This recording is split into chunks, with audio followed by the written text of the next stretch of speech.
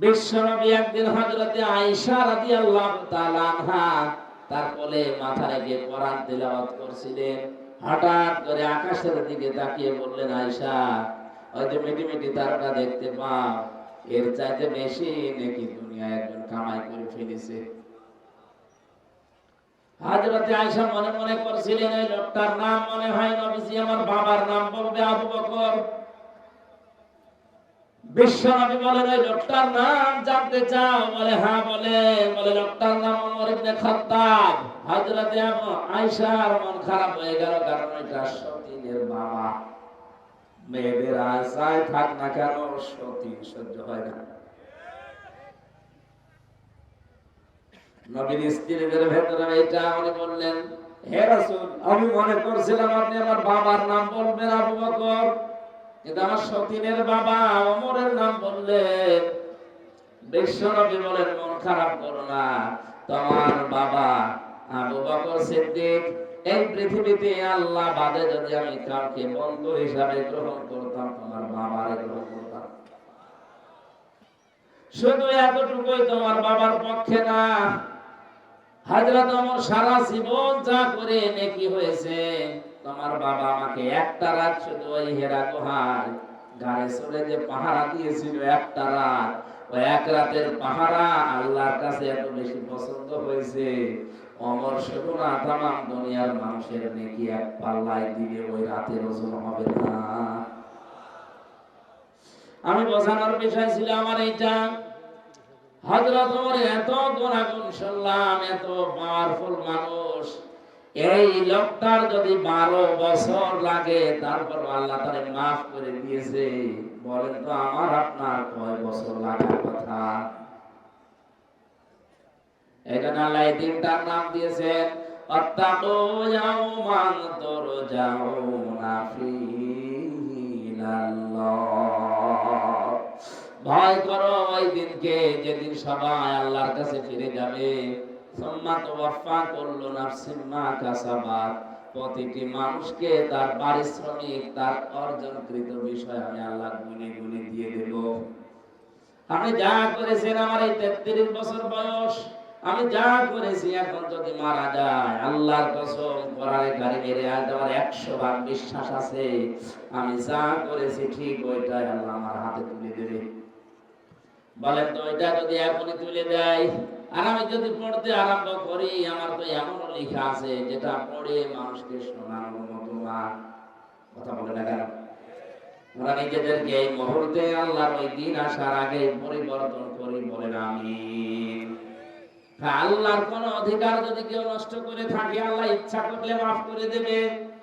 কিন্তু পৃথিবীতে কেউ যদি বান্দার অধিকার নষ্ট করে, যেমন গীবত, একের কথা অন্যের কাছে লাগায়, তালাতালি করে মানুষের সম্পর্ক নষ্ট করে দেয়, এলাকায় মনে হয় এরকম কিছু নেই। এটা যে কত বড় মারাত্মক গুনাহ অনেকে কিছু মনেই করে না, অথচ এই পারিবারিক সামাজিক জীবনের এটা মরণ ব্যাধি।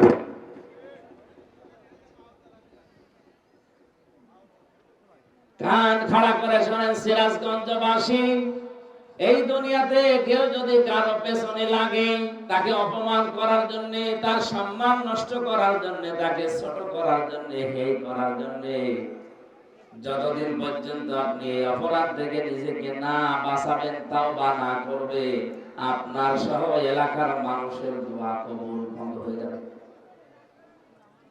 মেয়েদের ভেতরে এটা বেশি, এক জায়গায় বসলে শুধু এর কথা ওর কাছে তালাতালি করা, নাকি বেশি বলে ফেললাম?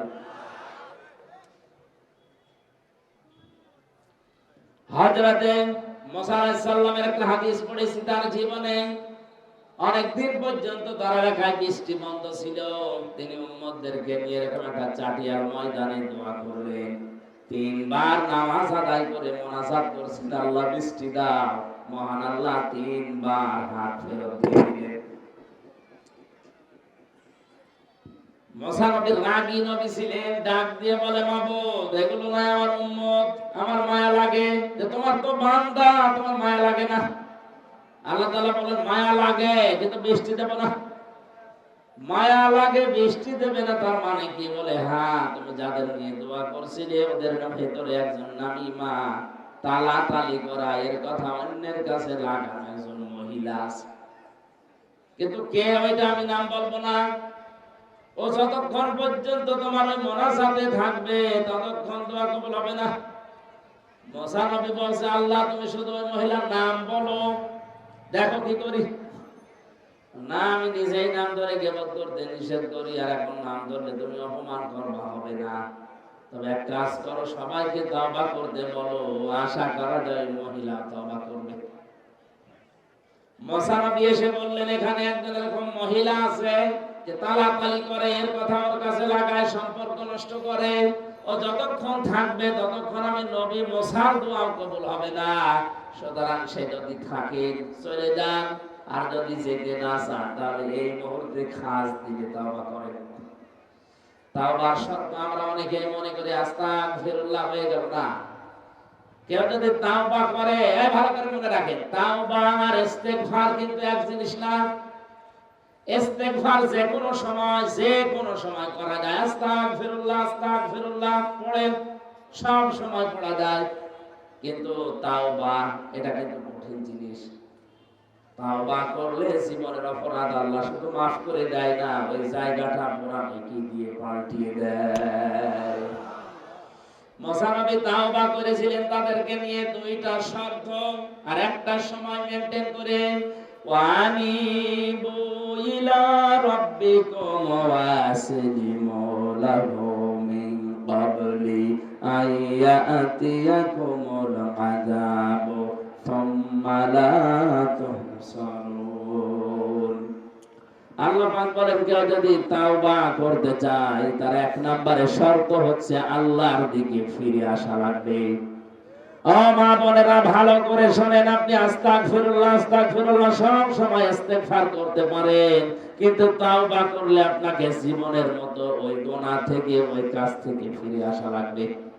দুই নম্বরে, এখন থেকে আল্লাহর যে বিধান সামনে পাবেন, আত্মসমর্পণ করা লাগবে। আসলিমু, দুনিয়া একদিকে, আল্লাহর বিধান একদিকে, আমি এইদিকে আছি আসিয়ার মতো। বলেন, আপনি আর কয় টাকার মালিক? আপনার স্বামী আপনাকে কি দিয়েছে? হযরতে আসিয়া ছিলেন দেশের প্রেসিডেন্টের বউ, তার যে কত কিছু ছিল গুণে শেষ করার মতো না। হযরতে আসিয়া ঈমানের উপরে টিকে থাকতে গিয়ে সব হারিয়েছিলেন, এমনকি স্বামীর থেকে এত অত্যাচার পেয়েছেন, কিয়ামত পর্যন্ত এরকম জানোয়ার স্বামী কারো কপালে আসবে না। নিজের স্ত্রীর হাতে ব্রেক লাগিয়েছে, পায়ে ব্রেক লাগিয়েছে, মাথার উপরে গরম তেল ঢেলে দিচ্ছে যে ঈমান ছাড়া লাগবে। হযরতে আসিয়া বলেছিলেন, ওয়ানাজ্জিনি মিন ফিরআউনা ওয়া আমালিহি, হে আল্লাহ, আমার স্বামী যে অত্যাচার করে তুমি যেন রাগ করো না, তুমি আমাকে বাঁচাও স্বামীর কবল থেকে, যাদেরকে দিয়ে অত্যাচার করায় এই জালেমদের থেকে তুমি আমাকে বাঁচাও, কিন্তু তুমি আমার স্বামীর উপরে রাগ করো না। মা বোনেরা একটু খেয়াল করেন, স্বামী কি আল্লাহর ওলি ছিল? এক কথা বলে না কেন? এত বড় জানোয়ার কারো কপালে আসবে? এত অত্যাচারের ভেতরও স্বামীর জন্য বড় দোয়া করেননি, বলেছিলেন, আল্লাহ তুমি আমার স্বামীর অত্যাচার থেকে আমাকে বাঁচাও, কিন্তু আমার স্বামীর উপরে গজব দিও না। আর আপনি একটা সাবান কম হলে গালি দেন, বড় দোয়া দেন। আপনি মানুষ, ও মনে করে আমি নামাজ পড়ি, রোজা রাখি, কালো বোরকা পরি, আমি জান্নাতে যাবো না, যাবে কে? জান্নাত।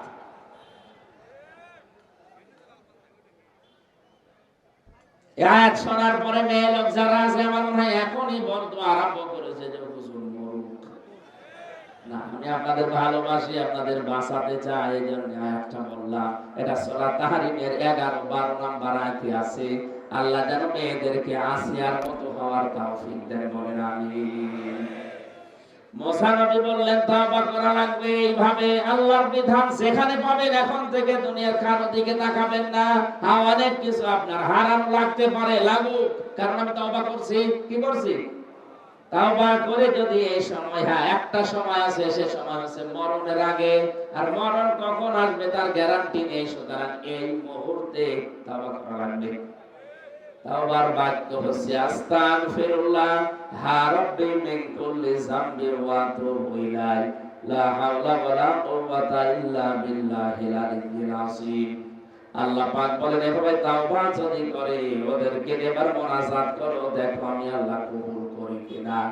মুসা নবী এই তাওবা পড়িয়ে দিল থেকে এবার দোয়া করলেন, আল্লাহ মিষ্টি দাও। মুসা নবীর হাত মুখের উপরে আসতে দেরি হয়েছে, মিষ্টি না আসতে দেরি হয়নি। টানাটানি করার লোক কত খারাপ আল্লাহর দৃষ্টিতে, যে বৃষ্টি বন্ধ হয়ে যায়। এখন মুনাজাত হবে, এই জন্য তালাদের আছে, আপনি চলে যান। আপনি থাকলে দোয়া কবুল হবে না, মাহফিল মাঠে মারা যাবে। দেখেন তো কোনটা যাচ্ছে, ও জায়গায় চলে যাচ্ছে।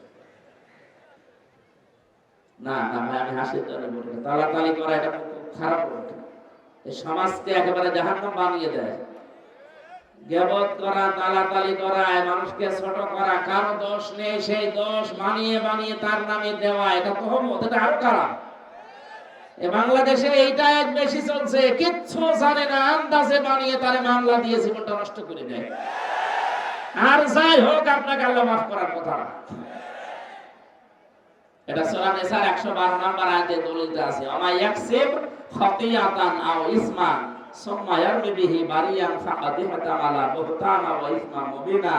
দুনিয়া অনেক মানুষ এমন আছে, নিজে অন্যায় করে, নিজে পাপ কাজ করে, আর একটা ভালো মানুষের উপরে দোষটা চাপিয়ে নিজে সাহস আছে, এজন্য প্রকাশ্য পাপের বোঝা বহন করে নিয়ে বেড়াচ্ছে।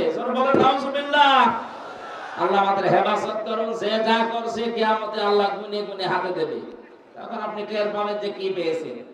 এই মুহূর্তে জীবনের খাতা পাল্টানো দরকার। আল্লাহ আমাদের তৌফিক দিন, আমিন।